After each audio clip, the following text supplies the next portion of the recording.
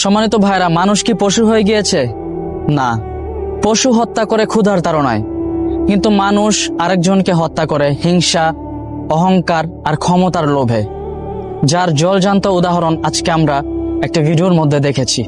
কি নিকৃষ্টতম ভাবে একটা মানুষকে হত্যা করা হয়েছে।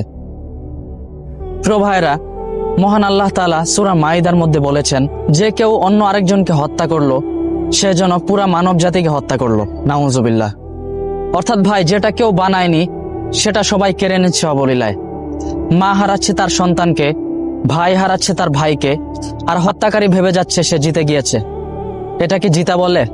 অবশ্যই না। এই হত্যার জবাব অবশ্যই আল্লাহর দরবারে দিতে হবে। চলুন আমরা এটা থেকে শিক্ষা গ্রহণ করি, আমরা এই পৃথিবীটাকে সুন্দর করি। আল্লাহ আমাদের সকলকে হেফাজত করুক। মানুষ হত্যার মতো কাজ, এত নিকৃষ্টতম কাজ আমাদের দ্বারা না হোক।